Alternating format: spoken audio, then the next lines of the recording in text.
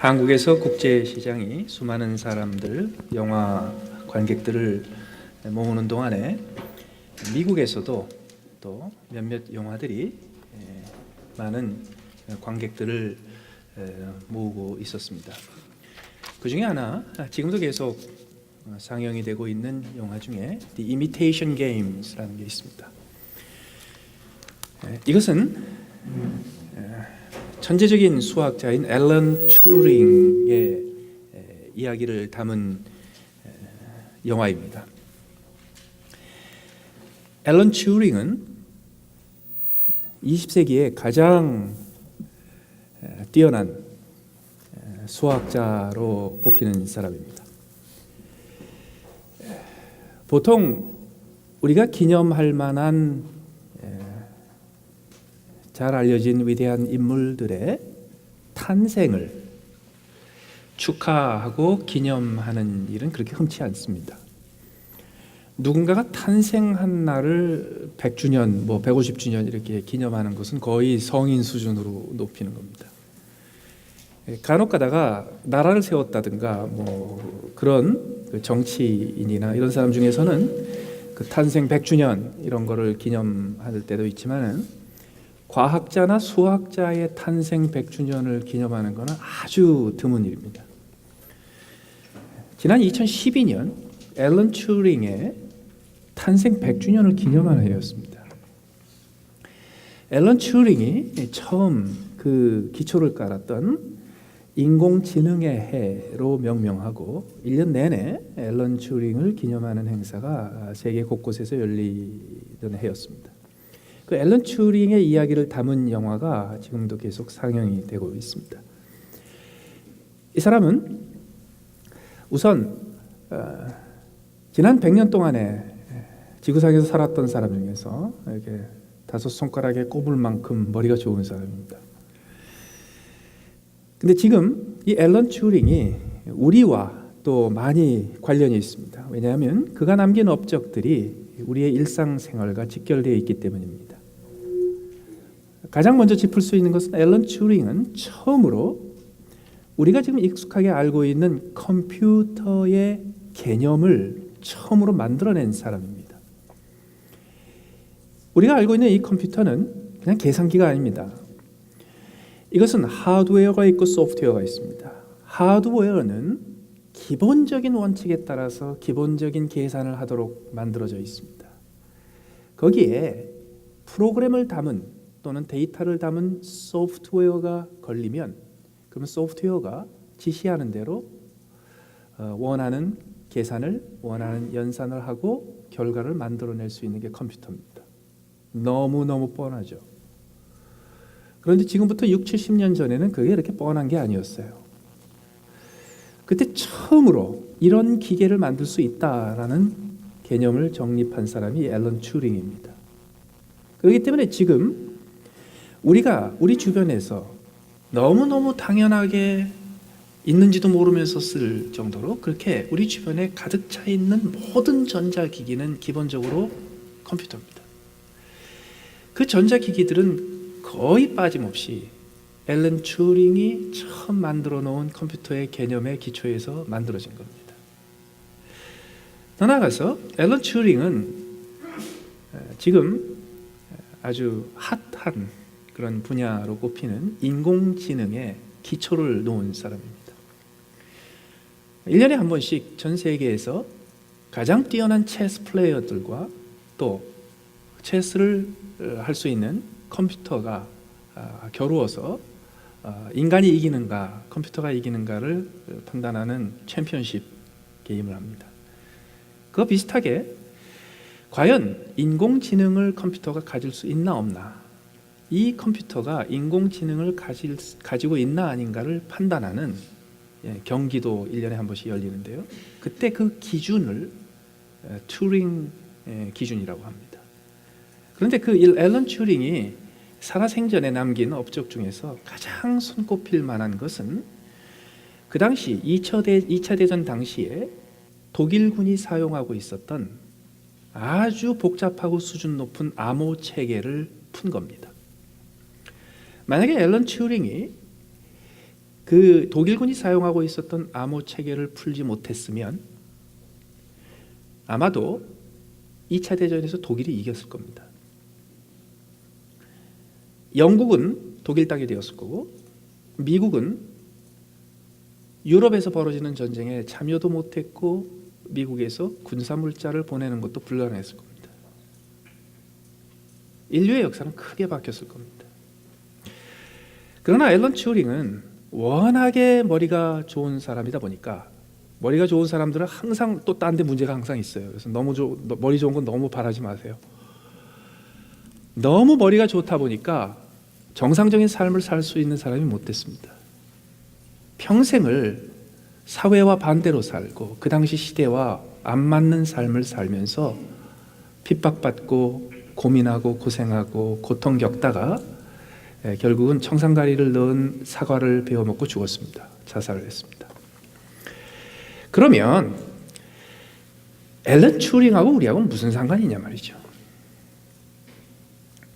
별로 상관없습니다. 오늘 이 자리에 계신 분들은 저한테 앨런 튜링 얘기 처음 들으셨을 겁니다.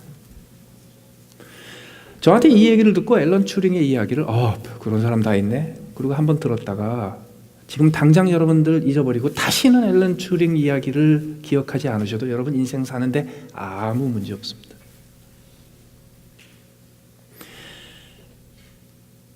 예수님은요? 이제 곧 부활절이 다가옵니다. 앞으로 몇 주간 동안에 십자가와 부활에 대한 주제들을 다뤄보려고 합니다.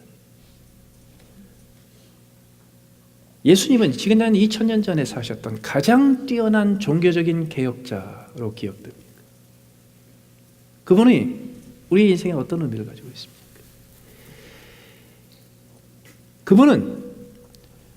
그분이 남기신 업적은 우리에게 어떤 의미가 있고 지금 현재 오늘을 살고 있는 나에게 예수 그리스도 나사렛 예수는 도대체 어떤 역할을 하며 어떤 의미를 가지고 있습니까? 앨런 튜링을 대부분의 사람들이 누군지도 모르고 지내지만 그 중에 아주 소수의 사람들은 그가 하는 매일매일의 일과 매일매일의 인생에 앨런 튜링이 어마어마한 영향을 끼치고 있는 아주 극소수의 사람들이 없지 않아 있습니다. 그 중에 한 사람이 애플 컴퓨터 회사를 세운 스티브 잡스입니다. 그가 애플 컴퓨터 회사를 세웠을 때 애플 회사의 로고를 만들었을 때 사과를 그렸고 특히 사과 중에서 한 입 베어 먹은 사과를 그렸어요. 앨런 튜링이 자살할 때 사과 베어 먹고 죽은 것을 기념한 겁니다. 그와 마찬가지로 온 세상이 무시를 해도 아주 극소수의 사람들은 예수 그리스도와 그가 하신 일을 자기의 인생의 순간순간의 기준과 잣대와 그리고 능력으로 삼고 사는 소수의 사람들이 있습니다. 그러나 대부분의 사람들은 그렇지가 못해요. 대부분의 사람들은 앨런 튜링을 The Imitation Game이라는 영화를 보면서 엔터테인먼트로 끝납니다. 영화를 보는 동안에 큰 감동을 주고 그 사람의 인생이 참 대단한 인생이었다라고 감동할 만한 나를 즐겁게 해주는 스토리에 끝나는 경우가 대부분입니다. 예수님의 이야기, 예수님의 십자가의 이야기, 예수님의 부활의 이야기가 수많은 사람들한테 엔터테인먼트에 불과합니다. 그 이야기를 들을 때마다 다시 감격이 됩니다. 그 이야기를 들을 때마다 다시 감동이 회복되기도 합니다. 그래도 엔터테인먼트에 불과한 경우가 너무 많습니다. 맞습니다.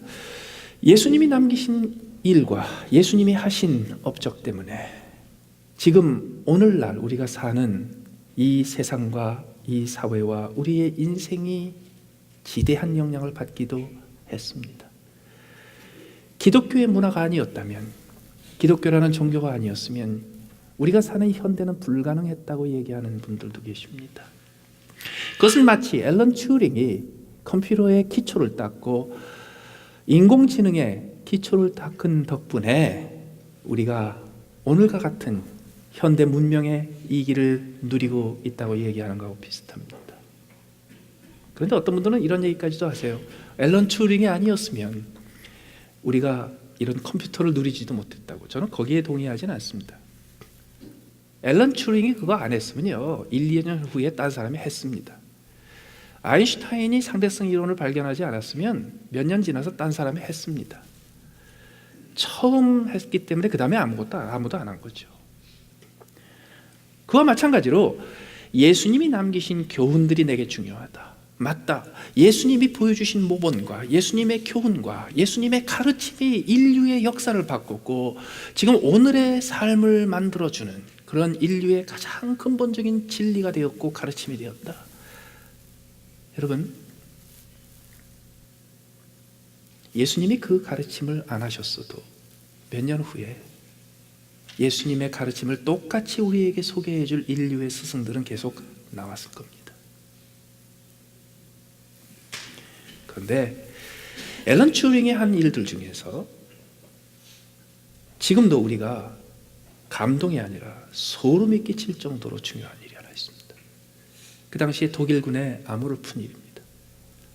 만약에 앨런 튜링이 그 당시에 에니그마로 만들어지는 암호 기계로 만들어지는 독일군의 암호를 풀지 않았으면 그것도 1, 2년 만에 그것을 풀어내는 컬라서스라는 거대한 컴퓨터를 만들어내요 30분 만에, 1시간 만에, 2시간 만에 그 암호를 해독하지 않았으면 러시아와 북아프리카와 영국까지 히틀러의 제3세계의 땅이 됐을 겁니다. 지금은 우리 이렇게 살지 못했을 거예요. 얼마 전에 히틀러의 독일이 세계를 정복했고 그리고 캐나다와 미국까지 점령을 했으면 오늘 우리가 어떻게 살고 있을까를 묘사한 단편 영화가 나온 적이 있습니다. 그 영화에 이런 장면이 나온대요. 미국의 어떤 도시에 아침에 일찍 어떤 특별한 정복, 유니폼을 입은 사람들이 출근을 합니다. 공무원들입니다. 그들이 출근하는 곳이 거대한 공장처럼 생긴 건물입니다. 그들은 아침에 세븐일레븐에서 커피 한 잔 들고 그리고 아침 인사를 나누며 자기의 근무처로 출근을 합니다. 그리고 하루 종일 하는 일이 뭔지 아세요? 유태인, 정신박약자, 신체불구자, 범죄자들을 그날 아침에 접수해서 가스실에 죽여서 뒤에 보일러에서 태워버리는 겁니다. 그게 워낙에 매일매일 돌아가고 있기 때문에 전 세계 누구도 거기에 문제를 제기하지 않습니다. 앨런 튜링의 컴퓨터의 개념이 앨런 튜링이 만들지 않았으면 몇 년 후에 누가 만들었을 거예요. 그런데 앨런 튜링이 그때 독일군의 암호를 해독하는 것이 1년, 2년만 늦었으면 여러분과 저는 전혀 다른 세상에서 살았을 겁니다. 예수님께서 십자가에 죽으사 죄와 사망의 권세를 부시고 무덤에서 부활하심으로 죄와 사망의 권세를 승리하셨습니다. 그 덕분에 우리는 하나님의 자녀가 되었습니다. 그러면 감사합니다. 그리고 우리에게 갈 길 갈까요? 문제가 하나 있습니다. 독일 제국은 2차 대전 때 패배하고 끝났어요. 그 이후에 다시는 히틀러의 제국과 같은 사악한 제국이 등장하지 않았습니다. 그 전쟁은 이미 70년 전에 끝났어요. 그런데 예수님께서 2000년 전에 십자가에 달리사 싸우시고 승리하셨던 그 전쟁, 히틀러의 제국보다 더 무섭고 더 사악하게 더 강력한 능력으로 우리를 몰아가고 있었던 죄와 사망이라는 무서운 세력이 일으켰던 그 전쟁은 지금도 진행 중입니다. 2000년 전에 한 번 주님께서 승리하신 후에 우리의 인생에서 그 전쟁이 사라진 게 아닙니다. 우리의 삶 속에, 우리의 생각 속에 지금도 끊임없이 죄와 사망의 권세가 우리를 도전하고 우리는 그 전쟁터에 빠져 있습니다. 더 나아가서 앨런 튜링은 죽었어요. 그가 남긴 업적에 우리가 고마울 뿐이지 지금도 문제가 있으면 앨런 튜링한테 주르르 달려가서 도움을 청하지 않습니다. 그러나 예수님은 지금 살아계십니다. 예수님은 십자가에 죽으시고 사흘 만에 부활하사 하늘 우편에, 하나님 우편에 앉으셔서 지금도 살아계십니다. 지금도 하나님 우편에 앉아 계신 그분 앞에 우리가 나아가서 그분의 이름을 부르고 그분의 보좌를 구할 때마다 그분은 내게 다가와 만나 주십니다. 그분은 찾아와서 만나 주시고 내 삶 속에 거하시고 나와 대화하시고, 그리고 내가 구할 때마다, 내가 요청할 때마다 주님께서는 주님의 권세와 능력과 주님의 힘을 통하여 내게 도움을 주십니다. 그게 차이점이에요. 그렇다면 지금 현재 내 인생에서, 우리 주변에서 지금도 계속되고 있는 죄와 사망이 일으키는 전쟁 속에서 내가 지지 않고 패배하지 않고 계속 승리할 수 있기 위해서 우리가 무엇을 해야 합니까? 2000년 전에 십자가에서, 2000년 전에 그 열린 무덤에서 승리를 얻으신 그분 앞에 지금 우리는 매일 찾아가서 그분의 도우심을 구해야 됩니다. 그렇다면 살아계신 그 주님 앞에 우리가 매일 찾아가기 위해서 우리가 어떤 길을 가야 합니까? 그 길은 십자가의 길 밖에 없습니다. 어떤 친구를 찾아가서 집에 가서 만나기 위해서는 가는 길이 있습니다. 그 집 앞에 드라이브웨이로 차를 몰아야 되고, 그 드라이브웨이에 들어가서 거라지에 차를 둬야 되고, 문을 열고 들어가서, 현관문을 열고 들어가서 방문을 열어야 그 사람을 만날 수 있어요. 예수님을 만날 때 덜커덕 예수님 앞에 툭 떨어지는 게 아니에요. 성경은 예수님 앞에 가는 그 길을 이렇게 묘사합니다. 십자가의 길. 예수님을 우리에게 소개할 때 성경이 가장 강력하게 소개했던 이미지는 바로 이겁니다. 십자가에 달리신 그리스도, 십자가에 달리신 어린 양, 십자가에 일찍 죽임당하신 어린 양. 무슨 뜻인가요? 부활하신 예수님, 살아계신 예수님, 지금도 내 인생에 간섭하시고 개입하셔서 지금도 내 인생에서 벌어지고 있는 죄와 사망과 싸우는 그 전쟁에서 나를 승리할 수 있도록 내게 살아서 도와주시는 그분 앞에 나갈 때마다 우리가 가야 될 길이 있어요. 어떤 길이에요? 십자가의 길입니다. 십자가의 언덕길입니다. 십자가를 통하지 않고는 그분의 살아계신 보좌 앞으로 가는 건 불가능합니다. 그런데 십자가 앞으로 가는 그 길은 어디서 시작합니까? 오늘 본문에 등장하는 재판석에서 등장합니다. 오늘 본문은 십자가의 사형 언도를 내리고 십자가에 못 박도록 빌라도가 최종 재판의 마무리를 하는 장면이 그려져 있습니다. 이미 그 앞에 예수님을 신문하고 조사하고 재판하는 과정이 진행이 됩니다. 오늘 13절에 보시면 빌라도가 이 말을 듣고 예수를 끌고 나가서 돌을 깐 들, 히브리 말로 가바다에 있는 재판석에 앉았다고 합니다. 이 자리는 이제 최종 선고를 하는 자리입니다. 그 자리에 앉아서 이제 이미 물었던 질문을 마지막으로 한 번 더 묻습니다. 이 사람이 죽어야 될 이유가 무엇이냐? 거기에 이스라엘 백성들이, 그 지도자들이 한마디로 이렇게 얘기합니다. 없이 하소서, 십자가에 못 박으소서. 왜? 저가 스스로를 왕이라고 칭했습니다. 반역죄입니다. 그것을 마지막으로 확인하고 빌라도는 거기서 선고를 내립니다. 십자가에 못 박으라. 이 재판석이 십자가의 길이 시작된 곳이에요. 예수님의 살아계신 보좌, 앉아 계시는 그 보좌 앞에서 살아계신 예수님을 뵙고 대면하고 그분의 도우심을 구하기 위해서 그 앞에 나갈 때 우리는 재판석에서부터 시작합니다. 그런데 이 재판석은 빌라도의 재판석이죠. 그러나 우리가 오늘 거쳐야 될 재판석은 빌라도의 재판석이 아니에요. 예수님의 재판석이지, 그리스도의 재판석이지. 왜요? 빌라도의 재판석과 십자가가 있고 나서, 부활이 있고 나서 그 십자가 앞에 차려진 재판석은 달라요. 어떻게 달라요? 이것은 재심이에요. 이것은 빌라도의 재판을 뒤집어 엎은 재심이에요. 한국의 민주화 투쟁의 과정에서 독재 정권에 항거했던 수많은 사람들이 독재 정권 밑에서 재판을 받고 유죄 판결을 받아 사형을 당하기도 하고 감옥에 가기도 했습니다. 그 당시에 사회에서 핍박받았던 수많은 사람들이 독재 권력의 재판에서 수많은 피해를 받았습니다. 나중에 세상이 바뀌었죠. 민주화가 됐죠. 권력이 바뀌었습니다. 그럴 때 어떻게 됐습니까? 과거의 독재 정권 밑에서 재판을 받아 유죄 판결을 받았던 수많은 사람들이 재심을 청구했습니다. 재심을 청구할 때마다 그 이전 재판이 뒤집어졌어요. 어떻게? 때로는 그 전에 재판을 받고 유죄 판결을 받은 사람들이 지금 판사가 됐어요. 그들이 재심을 하여 다시 재판을 했을 때 결론이 어떻게 됐습니까? 유죄가 아니라 무죄다가 아니에요. 그때 재판이 범죄였어요. 그때 재판 자체가 범죄였고 그때 판결 자체가 범죄였어요. 지금도 예수님 앞에 매일매일 살아계신 그분의 도움을 받기 위해서 주님 앞에 나아가 그 도우심을 받아서 우리가 죄와 사망의 전세로부터 승리할 수 있기 위해 나갈 때마다 그리스도의 재판석 앞에 섭니다. 그 재판석은 어떤 재판석입니까? 빌라도의 재판석에 모든 것을 뒤집어 엎는 겁니다. 그때 유죄가 무죄가 됩니다. 그때 무죄가 유죄가 됩니다. 더 나아가서 그 빌라도의 재판석 자체가 범죄 행위로 판정이 되게 됩니다. 이것이 우리의 인생에 매일 벌어지는 겁니다. 예수님 앞에 나아가 그분의 살아계신 그분의 도우심을 얻기 위해서 십자가의 길을 갈 때 우리는 그리스도의 재판석 앞에 매일매일 순간순간 서야 합니다. 거기서 어떤 일이 벌어져요? 오늘 본문에 벌어진 빌라도의 재판의 결과가 다 뒤집어져요. 제일 먼저 이 빌라도의 재판석에서 벌어졌던 가장 중요한 일은 예수님을 고발한 겁니다. 예수님을 고발한 그 범죄가 무엇입니까?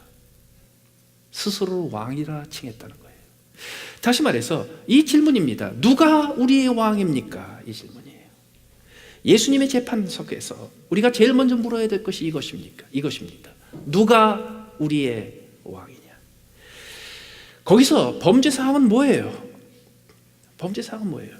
예수님을 고발했던 그 사람들은 이렇게 말했습니다. 우리에게는 가이사 이외에는 왕이 없습니다. 근데 이 사람이 우리의 왕이라고 주장합니다. 이것은 반역입니다. 가이사의 재판석에서는 우리의 왕은 가이사다 쪽을 들어줬어요.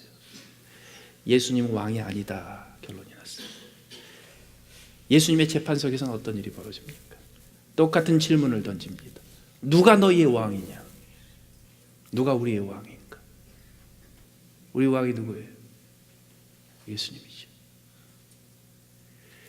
근데 그 자리에서 우리가 이렇게 고백해야 됩니다. 내가 말로는 예수님이 나의 왕이라고 고백하지만 그러나 내 삶에서 나의 삶을 통해서 내 행동을 통해서 예수님을 왕으로 인정하지 못했습니다. 내가 내 인생에서 내가 고백에 어울리는 것대로 예수님을 왕으로 높여드리고 그분을 영화롭게 하고 그분을 존귀하게 하지 못했습니다. 나는 왕이신 그 예수님을 내 인생에서 존귀하게 대접하는 대신에 그분에게 낮은 자리만 드렸습니다. 아랫자리만 드렸습니다. 그 예수님의 재판석에서 먼저 우리가 인정해야 될 일이에요. 두 번째로 예수님의 재판석에서 우리가 인정해야 될 것이 있습니다. 그것은 이와 같은 질문에 대한 답입니다. 내가 지키는 법이 뭐냐 하는 겁니다. 이스라엘의 리더들이, 지도자들이 예수님을 빌라도 총독에게 재판을 맡겼습니다. 빌라도는 자기가 지키고 있는 로마의 법대로 예수님을 신문을 했습니다. 빌라도가 그 로마의 법대로 예수님을 신문을 했을 때 결론이 났어요. 로마의 법에 따르면 이 사람은 죄가 없다. 그래서 이스라엘의 지도자들에게 와서 얘기를 했습니다. 내가 가지고 있는 법에 따라서는 이 사람은 죄가 없노라. 그럴 때 그 백성들이 뭐라고 얘기합니까? 7절에 유대인들이 대답할 때 우리에게 법이 있으니 그 법대로 하면 그가 당연히 죽을 것은 우리 법대로 하자 이거예요. 예수님의 심판 때, 예수님의 재판석 앞에 우리가 섰을 때 우리에게도 묻는 게 그겁니다. 너희의 법은 뭐냐? 내가 따르고 있는 법은 뭐냐? 내가 지금 지키고 있는 법은 뭐냐? 내가 지금 지키고 있는 내 행동의 기준은 무엇이며 내가 지금 따르고 있는 내 삶의 방식은 무엇이냐? 그때 우리의 법이 뭐여야 돼요? 예수님의 명령이요, 예수님의 말씀이요, 예수님의 교훈이어야 돼요. 그런데 우리는 말로는 그렇게 얘기해요. 예수님의 말씀이 우리의 법입니다. 예수님의 명령이 내 법입니다. 나는 예수님의 말씀대로, 예수님의 교훈대로, 예수님이 가르치는 대로 행동하고 살겠습니다. 그런데 막상 돌아보면요, 우리의 삶을 지도하고 있고 지배하고 있던 법이 그게 아니었단 말이에요. 예수님의 말씀이 아니라 세상의 말이었고, 예수님의 교훈이 아니라 세상의 교훈이었고, 그리고 하나님의 법이 아니라 우리 법이었어요. 우리 법. 세상 법도 아니에요. 내 식이지. 예수님의 재판석에서 십자가의 길을 걸어 그 부활의 능력과 승리의 능력을 맛보기 위해서 가장 먼저 해야 될 것이 바로 이겁니다. 주님, 나는 말로는 주님의 법을 따른다고 하면서 나는 내 법을 따랐습니다. 우리의 법을 따랐습니다. 더 나아가서 그 자리에서 고백해야 될 것이 있어요. 그 자리에서 내가 유죄입니다 라고 시인해야 될 것이 있어요. 권한의 문제입니다. 빌라도가 하나님의 아들이라 주장했다는 말을 듣고 더 긴장하고 두려워했습니다. 다시 안에 들어가서 예수님한테 묻습니다. 너는 어디로부터냐? 예수께서 아무것도 대답하지 않으셨습니다. 성경에서는 예수님께서 잡히시고 십자가에 달리실 때까지 입을 다물고 계셨다고 기록합니다. 구약 성경의 예언을 이루기 위해서입니다. 저는 도살장에 끌려가는 양처럼 울지도 않고 소리내지도 않고 묵묵히 끌려갔다고. 예수님께서는 고의적으로 의도적으로 아무 말씀 안 하셨어요. 빌라도가 너를 지금 고발하고 있는 사람들의 증거가 다 조작된 것인 것을 내가 알지 못하느냐? 그런데도 아무 말씀 안 하셨어요. 예수님께서는 자기를 보호하기 위해서, 자기를 방어하기 위해서, 자기를 변호하기 위해서 필요한 그 어떤 말도 정당한 말인데도 불구하고 하신 적이 없어요. 묵묵하게 입 다물고 계셨어요. 그런데 예수님께서 갑자기 말씀하십니다. 못 참고 말씀하십니다. 반사적으로 말씀하십니다. 그게 바로 그 다음에 나와요. 10절에 빌라도가 이르되 내게 말하지 아니하느냐? 너 참 이상하다. 너는 어떻게 자기를 변호하지를 않느냐? 너는 어떻게 이렇게 말도 안 되는 고발과 증거들이 나오는데 너는 왜 말 한마디도 하지 않고 죽을 길을 자청하느냐? 그러면서 빌라도가 이 얘기를 합니다. 너는 도대체 내가 너를 죽일 수도 있고 너를 살릴 수도 있는 권한이 있다는 것을 모르느냐? 그런데 갑자기요, 눈 감고 묵묵하게 계셨던 예수님께서 갑자기 눈을 뜨시고 갑자기 언성을 높여서 말씀하십니다. 위에서 주지 않았으면 너는 그 권세를 받지 못했어. 빌라도는 그 말을 들으면서 이렇게 얘기했을 겁니다. 맞아, 내 권세는 황제가 준 거야. 예수님은 그게 아니었어요. 누가 준 거예요? 아버지가 주신 거예요. 하나님이 주신 거예요. 왜 예수님께서 오랫동안 묵묵하게 그 심각한 말도 안 되는 그 고소와 고발과 손가락질에 묵묵하게 입 다물고 계시다가 왜 이 자리에서 입을 여셨습니까? 예수님을 못 참게 만든 게 있습니다. 예수님을 못 견디게 만든 게 있습니다. 참을 수 없고 견딜 수가 없어서 예수님께서 말씀을 하시지 않으면 안 되는 게 있습니다. 그게 뭔지 아세요? 하나님의 권세를 무시하는 겁니다. 하나님의 권세를 인정하지 않는 겁니다. 하나님의 권세를 두려워하지 않는 겁니다. 여러분, 예수님께서 왜 십자가의 길을 가시게 됐습니까? 예수님께서 저와 여러분들을 사랑하셨기 때문입니까? 아닙니다. 예수님께서 그것이 정의요, 그것이 진리의 길이요, 그것이 옳은 길이라는 확신이 있었기 때문입니까? 그것도 아닙니다. 예수님께서 그런 걸 했을 적에 온 인류를 이 희생에도 불구하고 이 희생에도 불구하고 사실은 더 많은 더 큰 축복과 더 큰 인류의 구원을 이룰 수 있다는 것을 계산하셨기 때문입니까? 그것도 아닙니다. 그 고통의 길, 그 끔찍한 길이 기다리고 있다는 것을 알면서 예수님께서 마지막에 그 길을 선택했던 이유는 하나님의 권세에, 아버지의 권세에 순종하기 위해서입니다. 그런데 우리는 어떤 거예요? 우리는 그 하나님의 권세를 대단치 않게 여겨요. 하나님의 권세를 우리는 두려워하지 않아요. 우리가 입술로는 하나님의 가장 위대한 권세 밑에 내가 있다고 고백해요. 하나님이 가장 무섭고 가장 높은 권세와 권력을 가지고 있다고 고백해요. 그러나 우리의 삶으로 그 하나님의 권세를 두려워하면서 살지는 않아요. 말 한마디 할 때마다, 행동 하나를 선택할 때마다, 내 인생에서 중요한 결정을 내릴 때마다 우리는 하나님을 두려워하며 하나님의 권세를 경외하면서 결정하지 않아요.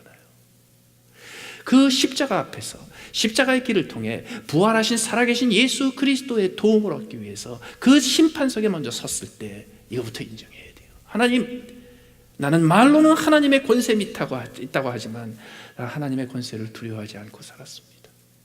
내 말과 내 행동은 하나님을 두려워하는 것이 아니었습니다. 더 나아가서 그 빌라도의 재판석에서 빌라도와 함께 그 자리에 있었던 모든 사람들이 저질렀던 죄가 하나 있습니다. 그게 뭐냐면요, 결정을 안 한 거예요. 여러분, 이 세상에 선한 일을 하는 사람도 있고 악한 일을 하는 사람도 있고 의로운 일을 하는 사람도 있고 그리고 의롭지 않은 일을 하는, 불의한 일을 하는 사람도 있어요. 그래서 아주 소수의 사람들이 선하고 의로운 행동을 합니다. 그거보다 조금 많은 사람들이 악하고 불의한 행동을 합니다. 대부분의 사람들은요, 아무것도 안 해요. 아무것도 안 해요. 여러분, 때로는 의를 행하고 선을 행하는 사람들 때문에 더 큰 피해가 나오는 거 아세요? 물론 악을 행하고 불의를 행하는 사람들한테 큰 피해가 생기죠. 그러나 종종 더 큰 피해를 만드는 사람들이 있습니다. 선과 악 사이에 선택해야 될 때 아무것도 선택 안 하는 사람입니다. 의와 불의 사이에 무엇인가 선택을 해야 되는데 아무것도 안 하고 있는 사람들입니다. 대제사장들과 백성의 지도자들은 자기들이 선택하지 않았어요. 왜? 조금 있으면 시작되는 그 유월절 거룩한 절기를 맞아서 자기들의 손을 더럽히지 않으려고 자기 손으로 예수를 죽이지 않았어요. 미뤘어요. 빌라도는 그것을 넘겨받고도 죄가 없다고 판단했는데 자기의 판단을 행동에 옮기지 않았습니다. 그들은 다 서로에게 미뤘습니다. 예수님은 의로운 사람들 때문에, 불의한 사람들 때문에 아니에요. 예수님은 자기의 행동과 책임 있는 결정을 내리지 않고 계속 남한테 그것을 미루는 사람들 때문에 십자가에 죽은 거예요. 예수님의 심판대 앞에, 예수님의 재판석 앞에서 우리가 마지막으로 점검해야 될 것이 있습니다. 예수님이 나의 왕이라고 하면서 왕을 높이지 아니하였고, 예수님의 말씀이 내 인생의 법이라고 하면서 그대로 살지 않았으며, 하나님의 권세와 하나님의 권한을 두려워하면서 살아야 되는데 그것을 두려워하지 않고 살았다는 것을 인정하고 고백하고 잘못했다고 죄를 인정한 후 한쪽에 서십시오. 행동에 옮기십시오. 그렇게 한 후에도 계속 아무것도 하지 않고 그냥 남아있으면 안 됩니다. 한쪽에 서십시오. 빌라도는 원래 예수님을 신문할 때마다 실내에 들어가서 했습니다. 사람들 눈에 보이지 않는 곳에 했습니다. 그러나 오늘 이 재판석은 공개된 자리입니다. 이 선고하고 판결하고 결론 내리는 자리는 공개된 자리입니다. 빌라도는 자기가 원하는 것을 그 자리에서 하지 않았어요. 자기 마음에 있는 확신을 행동으로 옮기지 않았어요. 그런데 이 재판석은 공개된 자리입니다. 그것은 수많은 사람들이 지켜보는 자리입니다. 그것은 공식적으로 선포하는 자리입니다. 거기서 선포하면 필연적인 결과가 나와야 되는 자리입니다. 그렇기 때문에 그는 나갔습니다. 박석, 얇은 돌을 깔려있는 공식적인 자리에 재판석을 준비하고 그 자리에 사람들을 모으고 마지막으로 한번 묻습니다. 이 사람의 죄가 뭐냐? 그 죄를 인정하고 그곳에서 자기가 원치 않는 결과를 남의 탓을 하며 나는 이 사람의 피해에 대해서 죄가 없노라 이런 소리 하면서 그러면서 살게 쳐 거예요. 이제 재심이 이루어져야 합니다. 그 자리에서 우리는 빌라도하고 다른 방법으로 해야 됩니다. 뭐예요? 내가 하나님 앞에서 내가 하나님을 왕으로 모시고 그리고 예수 그리스도를 내가 왕으로 높이지 못하고 살았습니다. 인정했어요? 그러면 그 다음부터 태도를 분명히 하십시오. 그 다음부터는 이제 무엇인가를 결정하고 하십시오. 내가 예수님의 말씀이 내 인생의 법이요 나의 법으로 삼아서 지키겠다고 했는데 그렇게 하지 못했습니다. 그 자리에서 머물러 있으면 안 됩니다. 이제 어느 곳에 있을지를 분명히 결정하십시오. 공개적으로 결정하십시오. 이제는 필연적이고 피할 수 없는 행동을 시작하십시오. 내가 하나님을 두려워하면서 살겠습니다. 내가 예수님의 권세와 권한을 두려워하면서 주님을 두려워하면서 주님의 명령을 순종하면서 살겠습니다. 그런 의도와 생각을 가졌어요. 그 다음부터는요 나도 돌이킬 수 없는 행동을 시작하십시오. 그게 십자가 앞에서 예수님의 재판석에서 해야 될 일입니다. 그럴 때 어떻게 됩니까? 그 재판석은 빌라도의 재판석하고 달라요. 빌라도의 재판석은 결론이 죽음이었습니다. 예수님의 재판석은 똑같이 유죄 판결을 받은 후에 결과가 사망이 아닙니다. 예수님의 재판석은 그 자리에서 설령 내가 하나님을 왕으로 모시지 못했고 내가 예수 그리스도의 법대로 살지 못했으며 내가 하나님을 두려워하지 않고 살았다는 것을 인정하여 내가 유죄를 시인했더라도 그 결과는 사망이 아닙니다. 생명입니다. 왜요? 그 모든 사망은 바로 그 예수님의 재판석 바로 뒤에 있는 십자가에서 이미 해결이 됐기 때문입니다. 그때 주님께서는 유죄를 인정하는 모든 당신의 자녀들을 십자가를 거쳐서 부활의 날로 인도하십니다. 그 자리는 사망으로 끝나는 자리가 아닙니다. 그 자리는 생명으로 끝나는 자리입니다. 그 자리는 무기력하고 무능력해서 이제는 무기력하게 주저앉고 끝나는 자리가 아닙니다. 이제는 죄인으로서 채찍찍 맞고 죄인으로서 그 자리에서 값을 치러야 되는 자리가 아닙니다. 그 자리는 이제 부활하신 예수님께서 마련하신 새 생명과 새 능력을 얻는 자리로 이어지는 자리입니다. 그렇기 때문에 십자가의 길을 가기 위해서 먼저 예수님의 재판석에 서십시오. 그곳에서 주님을 왕으로 모시지 못했고 주님의 말씀을 내 법으로 여기지 않았고 주님의 권한과 권세를 두려워하지 않고 살았다는 사실에 대해서 솔직하게 죄인임을 인정하십시오. 그러면 즉각 예수님께서는 우리의 인생에 새로운 생명의 능력으로 채워주시고 회복의 능력으로 채워주십니다. 대한항공 사건을 다 알고 계실 겁니다. 땅콩 회항 사건. 그 땅콩 회항 사건을 일으켰던 조 아무개 부사장이 한국에서 재판을 받고 유죄 판결을 받았습니다. 만약에 그분이 한국에서 재판을 안 받고 미국에서 재판을 받았으면 유죄 판결 안 받았을 가능성이 굉장히 높습니다. 왜요? 한국의 재판석과 미국의 재판석 기준이 좀 다릅니다. 흥미로운 사실은 그 당시에 그 정신적인 언어적인 심각한 폭행을 직접 경험했던 땅콩 갖다가 줬던 플라이트 어텐던트가 소송을 걸었습니다. 그런데 그 소송을 한국에서 하지 않고 미국에서 했습니다. 왜냐하면 그 사건이 벌어졌을 때 케네디 에어포트였거든요. 그래서 대한항공이라는 한국 국적기에서 벌어졌지만 그 장소가 미국 땅이었기 때문에 소송을 거는 사람이, 손해배상 소송을 거는 사람이 한국 재판에 맡길 수도 있고 미국 재판석에 맡길 수도 있었어요. 그런데 이 플라이트 어텐던트가 한국 쪽에 안 하고 미국 쪽에서 소송을 걸었어요. 미국 법에 따라서. 그 원인을 언론사에서 이렇게 분석을 했더라고요.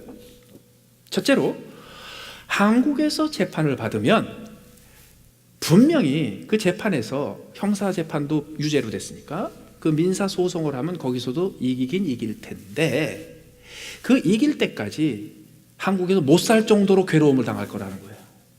언론에 나오고 별것도 아닌 거 가지고 또 공격당하고 저거 돈 때문에 저런다부터 시작해서 그리고 같이 일하던 모든 동료들한테 다 따돌림 당하고 그래서 그 재판에선 승리할지 모르지만 인생은 완전히 망가질 거라는 거죠.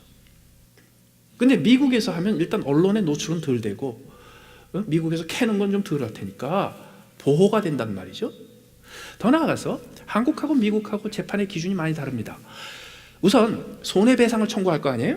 그럼 저쪽에 책임이 있다 그러면은 손해배상을 청구하는데 손해배상은 어떻게 청구하냐면 어느 정도 손해를 입었는가를 평가를 합니다. 그리고 그걸 돈으로 환산을 합니다.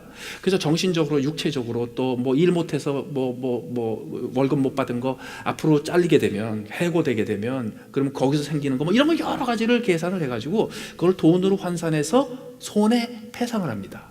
그런데 이 손해배상도 한국 같으면 한 10,000불, 20,000불에서 끝일지 모르는데 미국에서는 1,000,000불 이상 받을 겁니다. 기준이 다릅니다. 액수가 달라요. 그런데 한국하고 미국 법정에 아주 눈에 띄는 차이가 하나 있어요. 근본적인 차이가 하나 있어요. 그건 뭐냐면 한국의 법정에는 없는 게 미국에 있는 게 있습니다. 그거를 징벌적 배상이라고 합니다. 징벌적 배상은 뭐냐면 갑이라는 사람이 을이라는 사람한테 손해를 끼쳤을 때 이 사람이 받은 손해를 계산해서 그 손해받은 거, 손해당한 거를 다 갚아주는 게 손해배상이에요. 그런데 보니까 손해본 게 그렇게 많지는 않아. 그래서 계산을 해보니까 뭐 10만 불이면 끝날 것 같아. 10만 불이면 손해본 거 다 보상이 될 것 같아. 그게 손해배상이거든요. 한국은 거기서 끝납니다. 미국은 어떤 게 있냐면 징벌적 보상이라는 게 있습니다. 징벌적 보상은 뭐냐면 이 사람이 잘못을 해서 이 사람이 피해를 봤는데 피해 본 걸 보니까 그렇게 많지는 않네. 그런데 다행히 피해가 적어서 다행이지 사실은 이 사람이 했던 이 행동은 굉장히 나쁜 행동이야. 다행히도 손해는 적었지만 아주 나쁜 행동이야. 이럴 때 판사나 배심원이 어떻게 판단을 하냐면요, 손해배상을 할 뿐만 아니라 징벌적 배상도 해라. 이 얘기는 뭐냐면 너 다시는 그런 짓 못하게 혼을 내줄 테니까, 그러니까 감옥에는 안 보내는 대신에 이 사람한테 돈을 더 줘라, 이렇게 판결을 합니다. 그걸 징벌적 배상이라고 합니다. 그런데 손해배상이 10만 불이면요, 징벌적 배상은 기준이 없어요. 손해배상은 손해본 것을 계산해서 배상을 해줘요. 그러나 징벌적 배상은 한계가 없어요. 그래서 미국의 법정에서 손해배상은 10,000불 받고 징벌적 배상은 1,000,000불 받고 이런 게 있습니다. 비교가 안 됩니다. 여러분, 우리는 매일매일 우리 스스로를 재판석 앞에 둬야 합니다. 왜 그런지 아세요? 우리는 하나님을 왕으로 삼고 예수님의 말씀대로 살고 그리고 예수님의 권세를 우리가 두려워하면서 살겠습니다 하지만은요, 하루 해가 지나가기 전에 우리는 옛습성으로 다시 돌아가요. 그래서 더 시간이 가기 전에 우리는 항상 재판석에 앞에서 다시 평가를 받아야 돼요. 맞아, 내가 또 실패했네, 내가 이렇게 하고 싶었지만, 내가 이렇게 하겠다고 했지만 또 내가 이게 안 됐네. 그거를 다시 한번 점검을 받아야 돼요. 그래서 다시 능력을 입고 다시 회복을 당하고 회복을 받고 다시 예수님의 도우심으로 다시 기력을 회복해야 돼요. 그런데 예수님 앞에 나와서 실패한 것을 고하잖아요. 내가 이것을 못했어요, 내가 이것을 실패했어요, 내가 이걸 하고 싶었는데, 내가 하겠다고 약속했는데 내가 또 이것을 실패했어요. 그러면요, 그 보상이 있어야 될 거 아니에요? 그러면 예수님께서 어떻게 하는지 아세요? 예수님께서 내가 실패한 것을 그대로 회복시키는 것에서 끝나지 않아요. 내가 실패한 것을 회복시켜서 실패하기 전 단계로 올려놓은 거예요. 예수님께서는요, 더 큰 보상을 주세요. 어떤 보상인지 아세요? 예수님께서 승리하셔서 얻은 보상을 나한테도 주세요. 비교가 안 되는 보상을 주세요.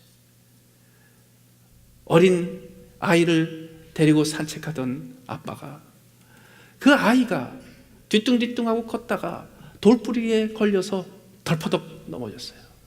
그러면요, 탁 일으켜 세우기만 하는 아빠 없어요. 번쩍 들어 올리지. 그 어깨를 태우지. 그것이 예수님의 재판석에서 이루어지는 거예요. 이제 재판석을 선택하십시오. 여러분의 재판석을 빌라도의 재판석으로 삼을 겁니까? 그리스도의 재판석으로 삼을 겁니까? 애초에 재판석 안 가면 어떻겠어요? 아니에요. 여러분들은 순간순간 매일매일 우리는 재판석에 서요.